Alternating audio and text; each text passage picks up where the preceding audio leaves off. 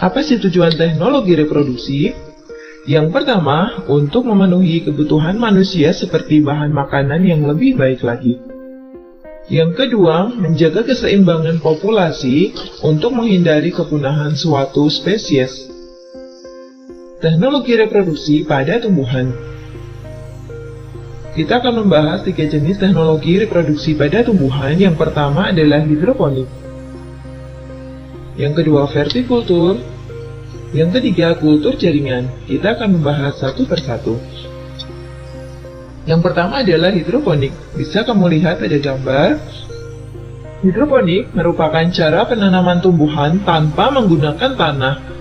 Penanaman menggunakan larutan nutrisi dan mineral yang sudah dilarutkan dalam air atau dengan tambahan medium yang lain seperti kerikil, arang, sekam, dan spons. Contoh tumbuhan yang bisa dihidroponik seperti sayur-sayuran, paprika, tomat, timun, terong, dan selada. Komponen yang harus diperhatikan dalam hidroponik, yang pertama adalah air. Air berfungsi sebagai media tanam dan juga sebagai pelarut nutrisi. Yang kedua adalah cahaya. Seperti tumbuhan yang lain, tumbuhan hidroponik juga memerlukan cahaya untuk berfotosintesis cahaya dalam kadar yang sesuai. Yang ketiga adalah oksigen. Oksigen yang terlarut dalam nutrisi sangat diperlukan oleh hidroponik. Yang keempat adalah nutrisi.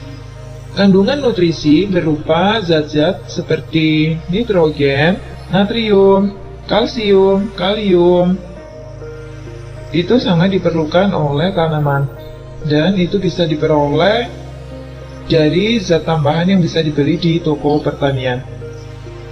Kalau ingin belajar lebih lanjut tentang hidroponik, kalian bisa searching di YouTube, ada banyak tutorial tentang hidroponik. Berikutnya adalah vertikultur. Vertikultur merupakan teknik budidaya tumbuhan dengan membuat instalasi secara bertingkat. Tujuannya untuk meningkatkan jumlah tanaman pada lahan yang terbatas atau lahan sempit. Jenis tumbuhan yang bisa dibudidayakan di vertikultur ini seperti seledri, sawi, buncis, kangkung, bayam, selada, dan masih banyak lagi. Yang ketiga adalah kultur jaringan tumbuhan. Kultur jaringan merupakan perbanyakan tumbuhan dengan mengambil satu sel atau jaringan untuk ditumbuhkan dalam kondisi steril pada medium yang mengandung nutrisi. Untuk lebih jelasnya, perhatikan gambar berikut. Kultur jaringan memanfaatkan sifat totipotensi. Totipotensi merupakan sifat suatu eksplant. Eksplant ini adalah merupakan bagian tumbuhan atau bagian organisme yang akan dikultur. Itu disebut dengan eksplant. Nah, eksplant ini bisa melengkapi dirinya menjadi organisme atau tumbuhan yang utuh. Nah, itu yang namanya totipotensi.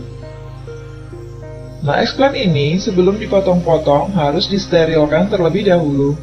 Disterilkan bisa menggunakan alkohol. Nah, yang disterilkan tidak hanya eksplantnya saja, tapi berbagai peralatan, ruangan, itu juga harus dalam kondisi yang steril. Bebas debu, bebas kuman. Nah, kemudian setelah dipotong-potong, eksplant ini nanti masih diambil lagi bagian sel atau jaringannya. Diambil bagian yang tengah, biasanya ya di jaringan meristem, bagian yang paling steril. Kemudian dipindah atau dimasukkan ke cawan Petri. Nah, di cawan Petri ini dimasukkan atau ditambahkan zat-zat nutrisinya. Kemudian dia nanti akan berubah menjadi kalus. Kalus ini adalah sel-sel yang sudah membelah, namun belum terdiferensiasi atau belum bisa dibedakan. Kemudian dia akan dipindahkan ke medium pertumbuhan sampai nanti menjadi plantet atau tumbuhan yang sangat kecil. Nah, di plantet ini akan diadakan yang namanya aklimatisasi, yaitu kondisi di mana dia akan menyesuaikan diri dengan kondisi lingkungan normal. Jadi 50% kondisinya seperti laboratorium dan 50% seperti kondisi lingkungan normal. Jadi kultur jaringan ini lumayan rumit dan dilakukan biasanya di laboratorium.